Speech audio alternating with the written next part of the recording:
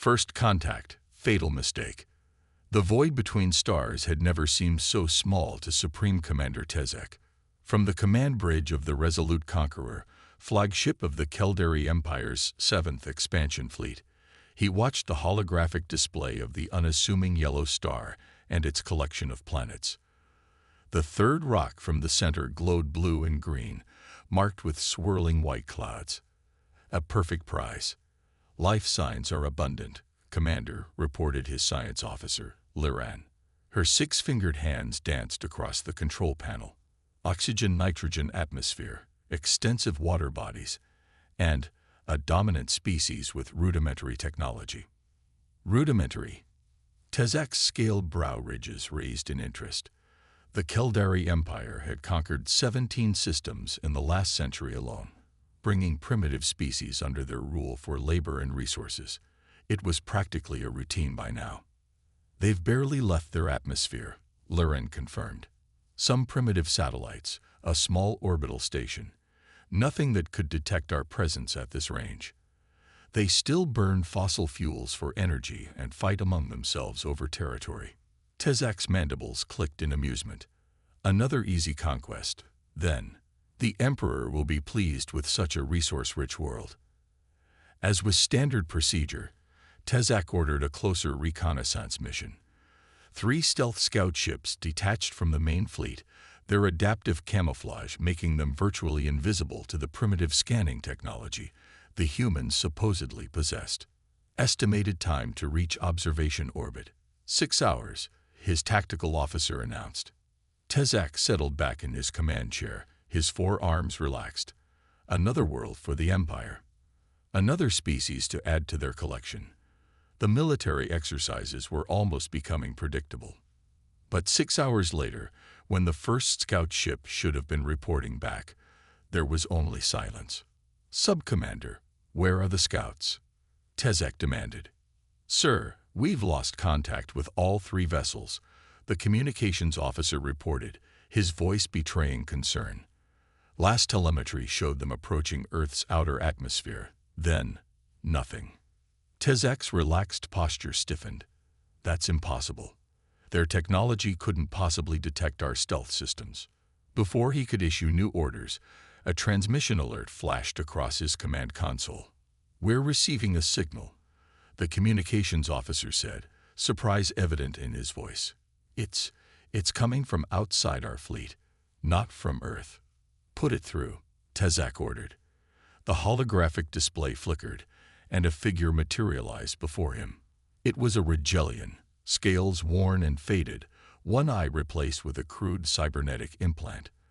The species was known for their mercenary work across the galaxy, but this one looked like he'd seen more battles than most. "Keldari vessel," the Regellian spoke, his voice raspy. "Turn back now." Tezek's mandibles clicked in irritation. "Identify yourself, Regellian. You address the 7th Expansion Fleet of the Keldari Empire." "My name is Vexlor, once High Captain of the Regellian Conquistadors. Now," he gestured to his battered appearance, "a survivor. And I bring you a warning. Do not engage with the humans." Laughter rippled through the command bridge. A single battered Regellian warning off an entire fleet. It was absurd. "Your concern is noted," Tezek replied dismissively. "Now clear this channel before." "You lost 3 scout ships already, didn't you?" Vexlor interrupted. The bridge fell silent. "How did you know that?" Tezek demanded. "Because the same happened to us," Vexlor said. "And the Krixtol before us. And the Jolari before them. The humans. They are not what they seem." Tezek leaned forward. "Explain yourself." "We had a fleet 3 times the size of yours," Vexlor said, his good eye narrowing. "We thought as you do. Primitive world. Easy conquest. We lost everything. Not just defeated, hunted. The humans don't just fight wars. They end them. Permanently." "Your failure does not concern me," Tezek replied. "The Keldari Empire has never known defeat." "Nor had we," Vexlor said quietly. 5 standard years ago, We approached Earth with 27 warships and the best technology in 3 sectors. Today, I'm the last of my fleet.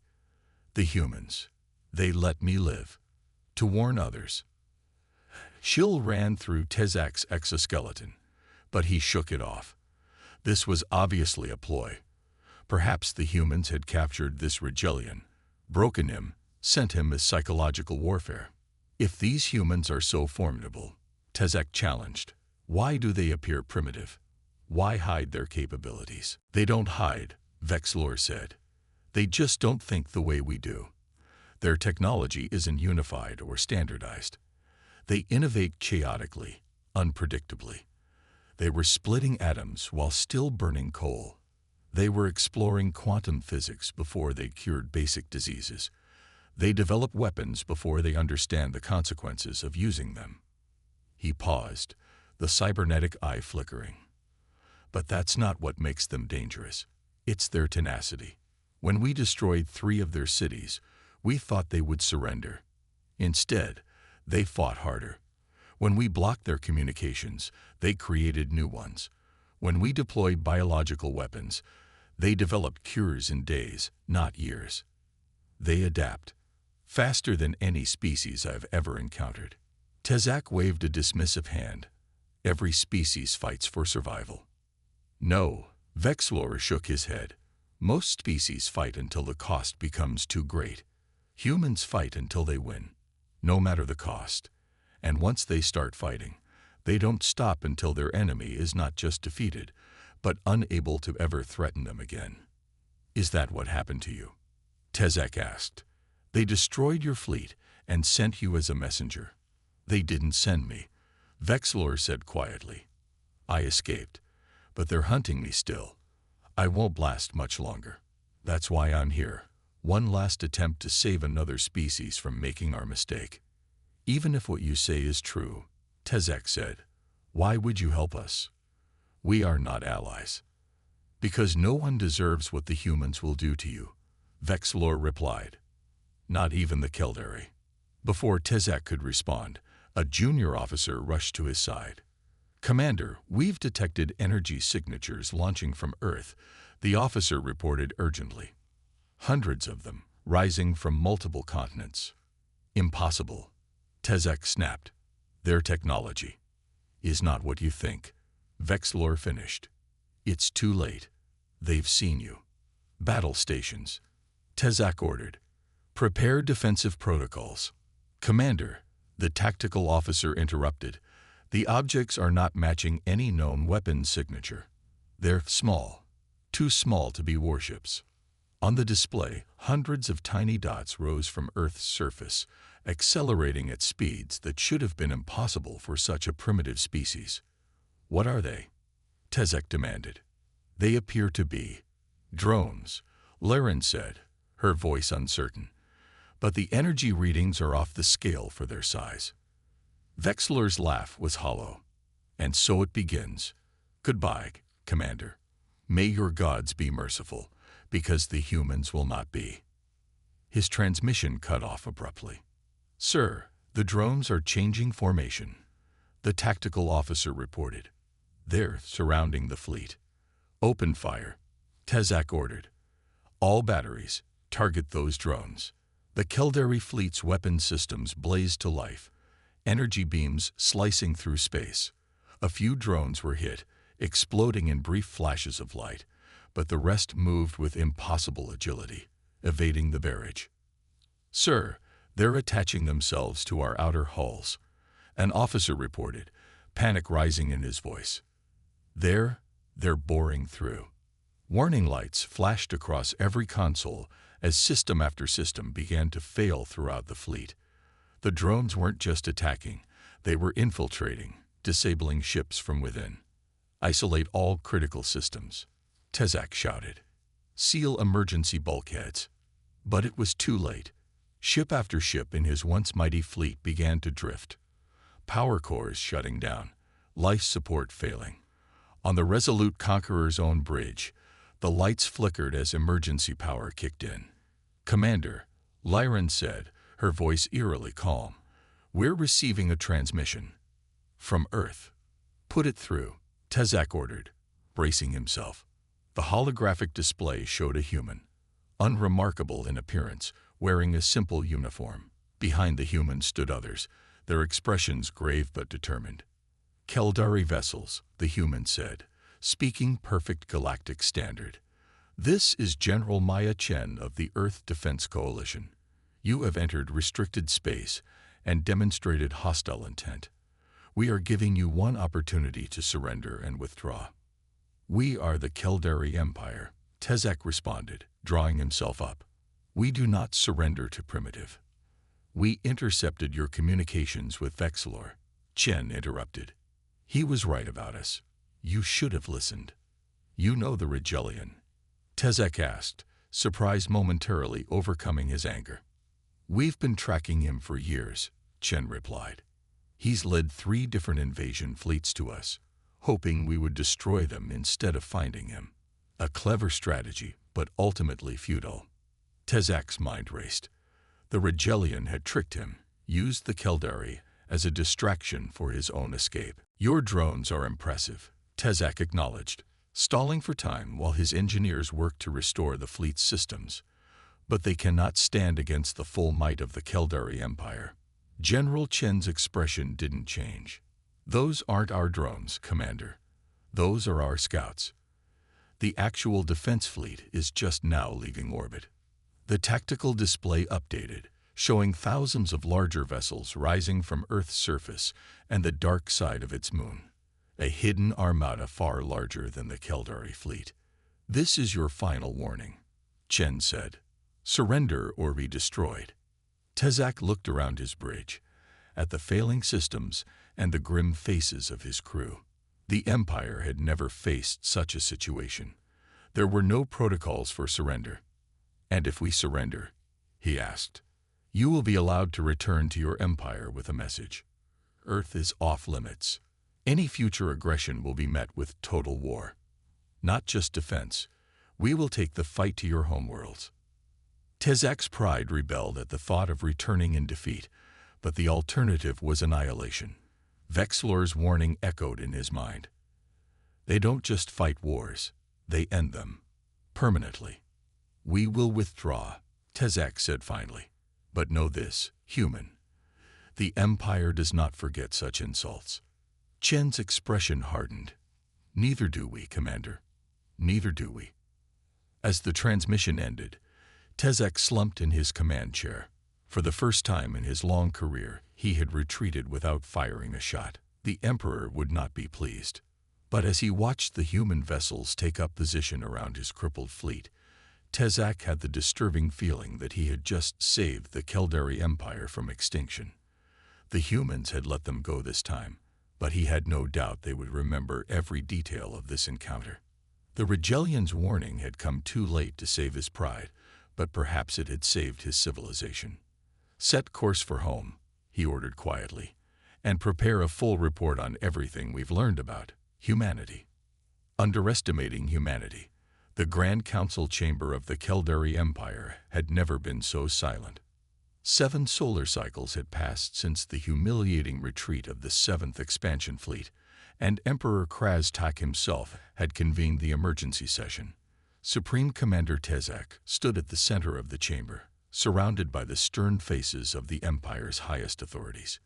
"You retreated," the Emperor stated, his voice carrying no emotion, which was far more terrifying than anger. "The Keldari Empire has conquered 17 systems in a century, and you retreated from a single world of primitives." Tezak held his ground. "With respect, Your Eminence, they were not primitives.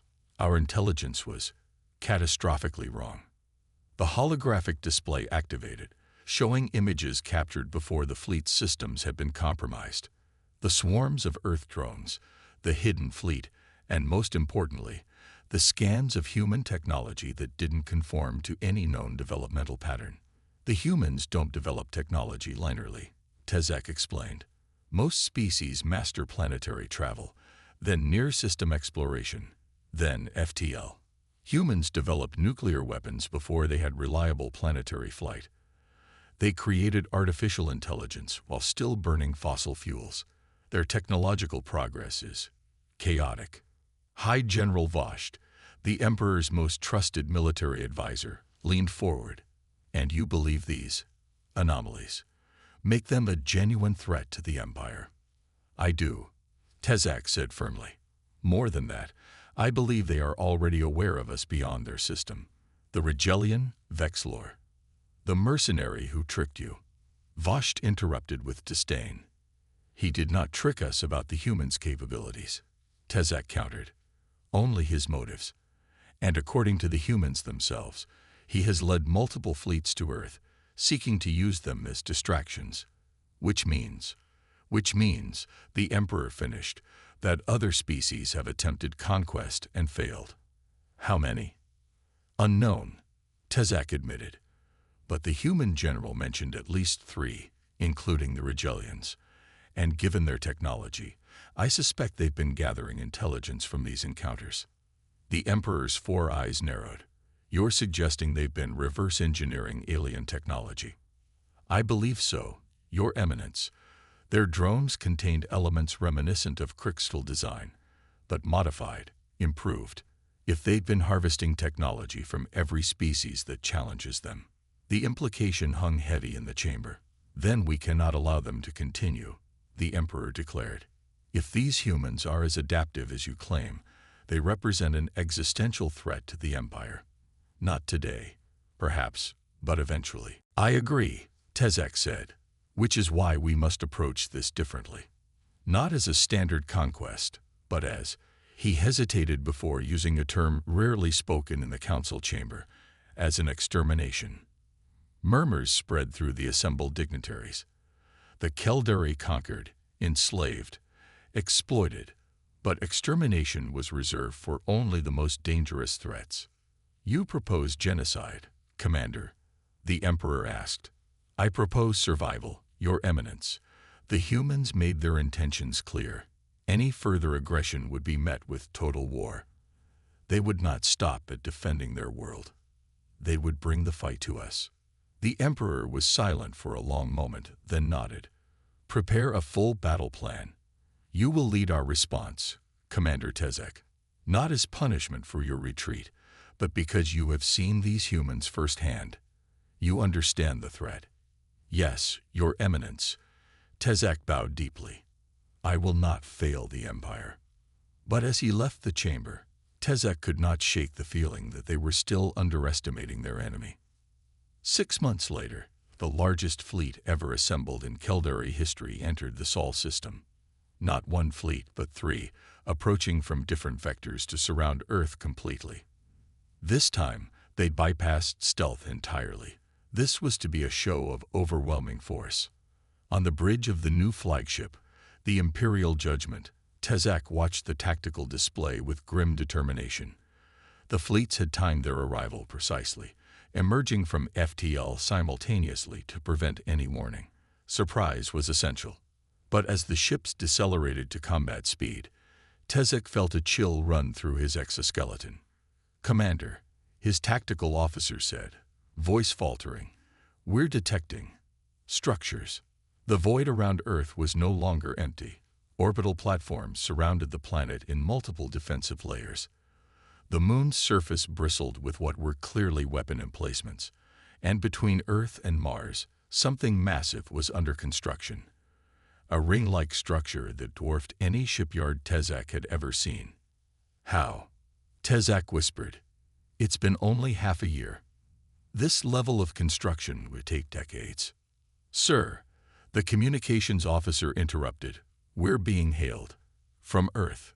On the display appeared the same human from before, General Chen. But now she stood in what was clearly a military command center far more advanced than what humans should possess. Commander Tezak, she said, not bothering with formalities.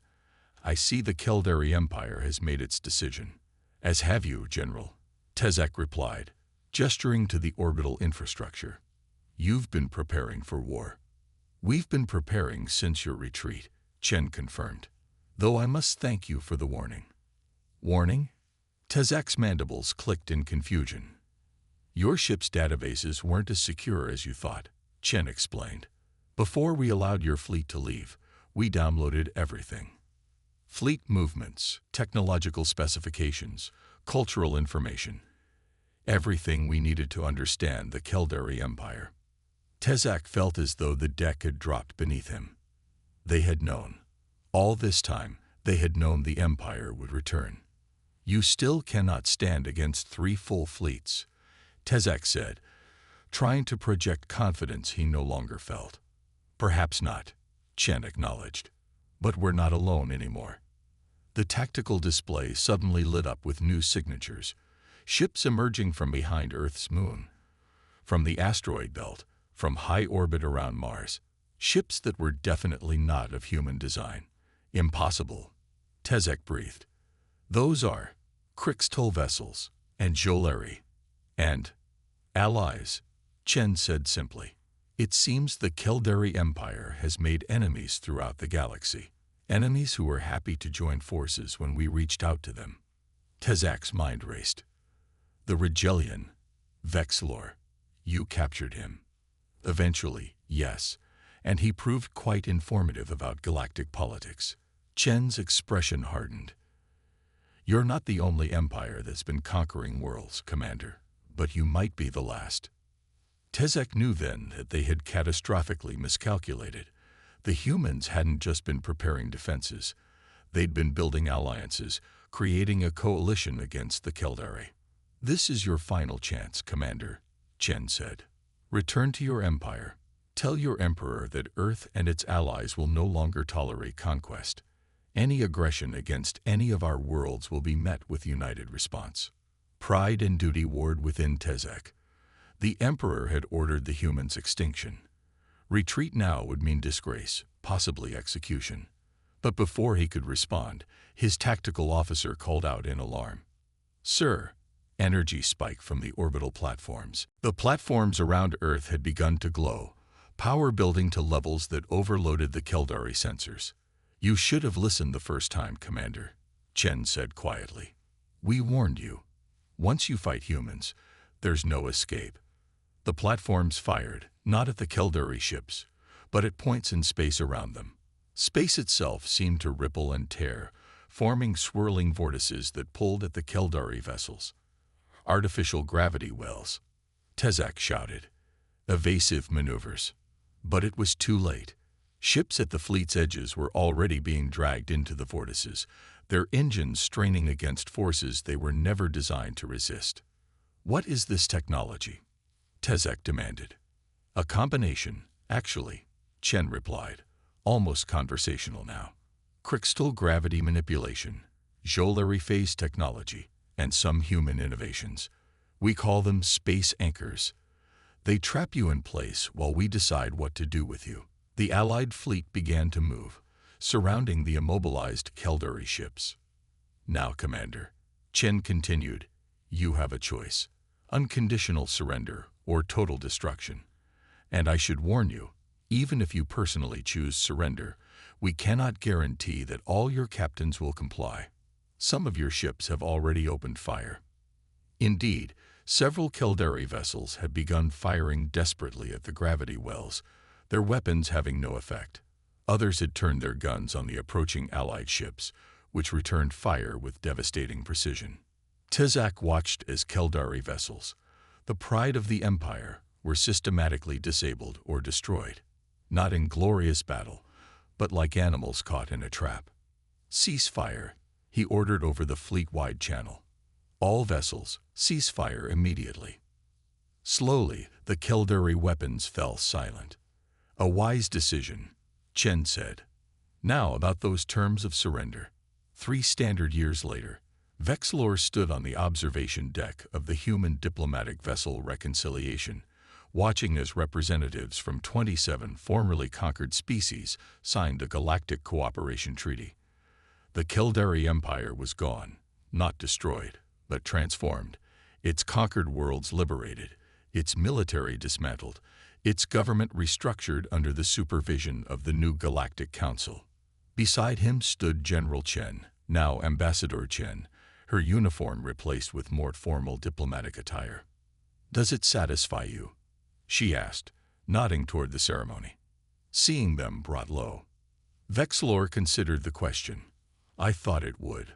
For years, all I wanted was revenge, against the Keldari, against all who had wronged my people. But this, he gestured to the gathering. This is better. Peace often is, Chen agreed, though it took us humans a long time to learn that lesson ourselves. And yet you were ready for war, Vexlor observed. Your defenses, your alliances, your weapons, you prepared as though conflict was inevitable. An old human saying, hope for peace, prepare for war. Chen smiled slightly. We learned through our own bloody history that disarmament comes after stability, not before it. Vexlor turned to face her fully. Why did you spare me? After I led those fleets to Earth, used them as distractions, you could have executed me as a war criminal. We considered it, Chen admitted, but we recognized something in you, the same desperation we felt ourselves. The will to survive at any cost. It's what makes humanity dangerous, but it's also what helped us understand you. The ceremony below concluded, representatives from former enemies now cautiously shaking hands, tentacles, and various appendages in newly forged alliances. They still fear you, you know, Vexlor said quietly. All of them, even your allies. I know, Chen nodded, but we're hoping that, in time, fear will be replaced by respect, and eventually, by trust. And if it's not, Vexlor asked, if some new threat emerges, some species that cannot be reasoned with. Chen's expression hardened momentarily, a glimpse of the military commander beneath the diplomat's exterior. Then they'll learn what you already know. Once you fight humans, there's no escape. We'll do whatever it takes to protect what we've built here. She gestured to the gathering below. All of it. Vexlor nodded slowly. The humans remained paradoxical to him, capable of both tremendous destruction and remarkable compassion. Warriors who craved peace, conquerors who liberated. Perhaps that was their true strength, not their technology or their tenacity, but their adaptability, their capacity to be whatever the moment required. I warned them, he said finally. The Keldari. I told them what would happen if they attacked you. Yes, Chen agreed. You did. And in doing so, you helped create this moment. She nodded toward the ceremony below. Perhaps that can be your legacy, rather than the fleets you once led to our doorstep. As the new Galactic Council prepared to convene its first official session, Vexlor found himself hoping she was right. The galaxy had changed irrevocably since humanity's emergence onto the cosmic stage. Empires had fallen, alliances had formed, and a new order was taking shape, one built not on conquest, but on cooperation. All because someone had finally heeded the warning. Once you fight humans, there's no escape. Not from their wrath, and not from their mercy either.